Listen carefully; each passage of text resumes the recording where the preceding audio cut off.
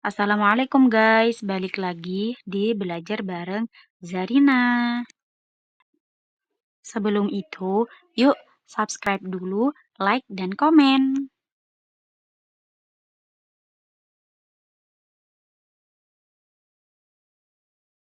Di sini kita akan mempelajari bersama atau membahas materi tentang implementasi pembelajaran kurikulum merdeka pada mata pelajaran Bahasa Indonesia, Matematika, PKN, IPA, dan IPS di Madrasah Ibtidaiyah atau sekolah dasar.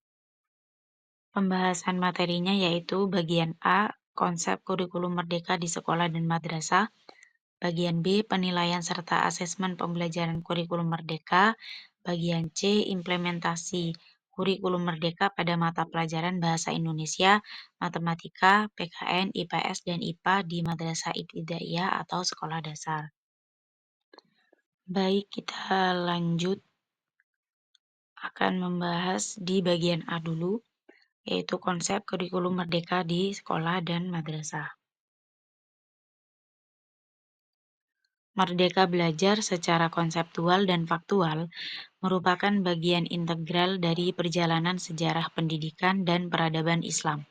Implementasi Merdeka Belajar di masa kejayaan peradaban Islam tercermin pada banyaknya ulama dan ilmuwan yang multitalenta dan multidisiplin ilmu. Tentu, mereka mampu seperti itu bukan karena konsep kurikulum Merdeka Belajar, tetapi yang lebih penting lagi adalah sikap mental pembelajar yang kuat, tekun, ulet, kreatif, dan produktif, sehingga mereka banyak mewariskan legasi keilmuan yang cemerlang dan menjadi rujukan hingga abad ini. Selanjutnya kita akan membahas pada bab yang kedua, yaitu penilaian serta asesmen pembelajaran kurikulum merdeka.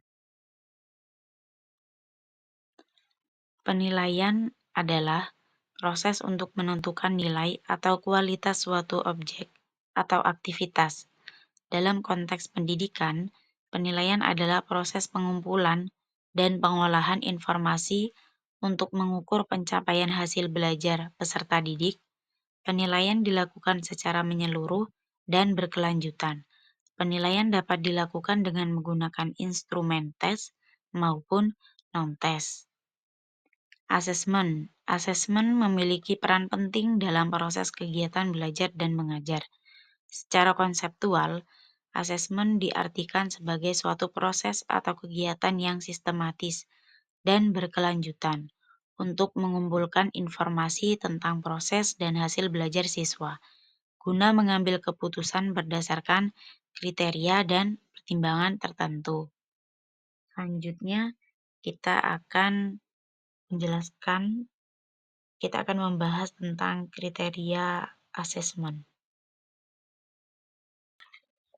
Yang pertama yang akan kita bahas yaitu asesmen paradigma baru. Pembelajaran pada kurikulum merdeka sering disebut sebagai pembelajaran paradigma baru. Perancangan pembelajaran ini didasarkan atas dua yang melandasi, yakni pertama, perancangan pembelajaran yang fleksibel mengikuti perkembangan zaman. Kedua, adanya keragaman konteks di negara kita yang menjadi tantangan dan peluang bagi dunia pendidikan. Yang kedua, paradigma asesmen. Pada kurikulum merdeka, asesmen yang digunakan berdasarkan 8 paradigma asesmen. Paradigma tersebut adalah 1. Penerapan pola pikir bertumbuh. 2. Terpadu. 3. Keluasan waktu dalam menentukan asesmen. 4. Keluasan dalam menentukan jenis asesmen. Kelima, keluasan dalam menggunakan teknik dan instrumen asesmen. 6. Keluasan dalam menentukan kriteria capaian tujuan pembelajaran. Ketujuh, keleluasaan dalam mengolah hasil asesmen. Kedelapan, keleluasaan dalam menentukan kriteria kenaikan kelas. Ketiga yang akan kita bahas yaitu jenis, karakteristik, dan fungsi asesmen. Berdasarkan fungsinya, jenis asesmen terbagi menjadi 3, yakni asesmen as learning, asesmen sebagai proses pembelajaran. Asesmen ini digunakan sebagai refleksi dalam proses pembelajaran, berfungsi sebagai asesmen formatif. Yang kedua, asesmen for learning, asesmen untuk proses pembelajaran, berfungsi untuk memperbaiki proses pembelajaran, juga merupakan asesmen formatif. Yang ketiga, assessment of learning. Asesmen pada akhir pembelajaran digunakan untuk mengevaluasi hasil pembelajaran, berfungsi sebagai asesmen sumatif. Yang keempat dan yang terakhir yang akan kita bahas yaitu asesmen diagnostik. Penilaian diagnostik dapat dibagi menjadi dua bidang, yaitu penilaian kognitif dan non-kognitif.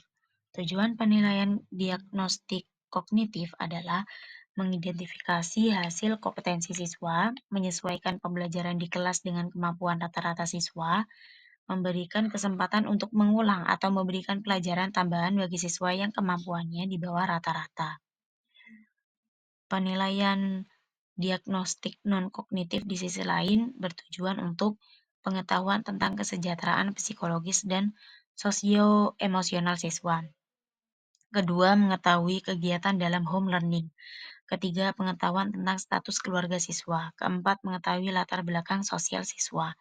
Kelima, pahami gaya belajar, kepribadian, dan minat siswa.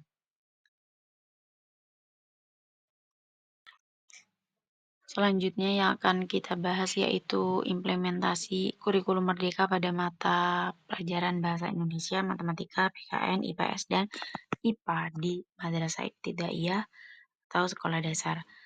Implementasi kurikulum oleh satuan pendidikan harus memperhatikan ketercapaian kompetensi peserta didik pada satuan pendidikan dalam kondisi khusus. Masa pandemi COVID-19 merupakan salah satu kondisi yang khusus yang menyebabkan ketertinggalan pembelajaran atau learning loss yang berbeda-beda pada ketercapaian kompetensi peserta didik.